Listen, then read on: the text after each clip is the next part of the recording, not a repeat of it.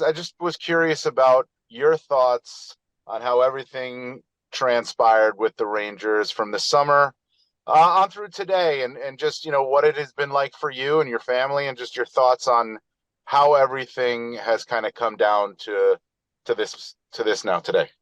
Um, yeah, I mean, I'll be honest, I was put in a position this summer to make a decision between my career and my family. And I chose my family. I would choose my family 100 times over again. Um, I don't feel bad about that. I was happy about it.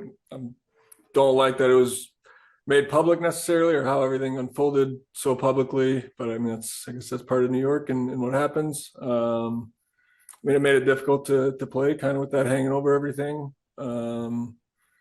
And yeah, today was, and the result is the result, and I guess I'm happy with moving forward, but I'm not overly thrilled with how it went down. I think I don't know. My opinion, things could have been handled better. I'm not blaming anybody or anything.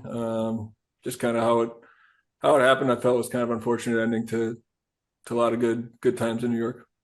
That the next question I had for you was, and you kind of answered it there, but did it impact your play? Just as humans, did it impact you and how you play, and maybe also how you would lead as a captain too? Yeah, I mean, I was pretty open with players on the team, with the leadership group. I mean, leading was a little bit harder for me in that situation, knowing things that were public. And I mean, if they weren't public and other guys didn't know, I think that would have been a little bit of an easier situation for me. But yeah, things unfolded how they did.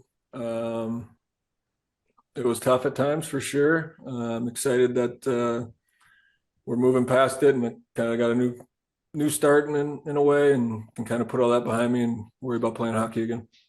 So there's been a lot of reporting today about how this has played out over the last couple of days. One of the things I wanted to ask you about was we all saw what happened with Barclay Goodrow last summer with the waiver situation. Was that something on the table from the Rangers? Was that expressed to you as a possibility where if you didn't agree to waive for one of these trades, that could have happened? Yeah, it was a threat. When did you kind of get approached by the organization about these trade talks? Like when did these conversations start in terms of like trying to figure out how to get you to Anaheim or any other place?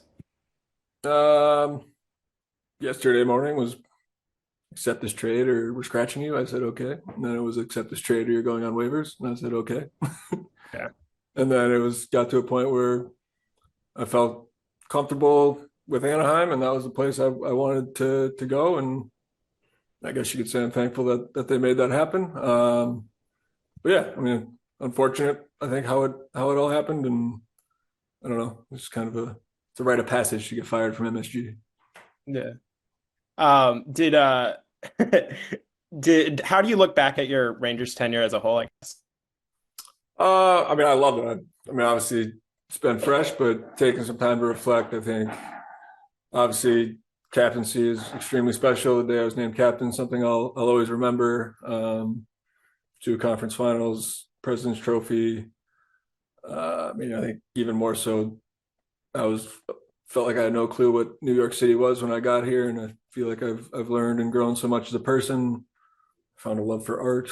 Found a lot of different people that I've met that I'll be lifelong friends with.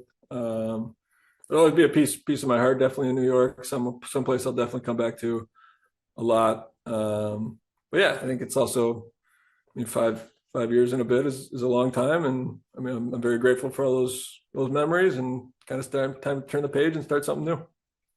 When you come into a young group like this, there are a lot of guys that are on their way up and really making strides early in the season. How do you sort of view yourself as a leader? You were a captain of the Rangers, but leading these young guys and trying to instill that sort of edge that you need as an NHL player? Yeah, I mean, I don't view it coming in there trying to be some major leadership role. I think just being yourself and being genuine, that's the best way to lead. Building relationships. I don't know if you guys can hear my dog going nuts right now. Building relationships with players, I think, is something I've come to enjoy. And you meet new people and figure out different ways that you can help different people. And everyone comes from a different place or in a different point in their career. And I think find a way to positively impact every player, I think I guess is considered leadership, but it's kind of just a way you go about your business and your day and who you are, and just being genuine to yourself.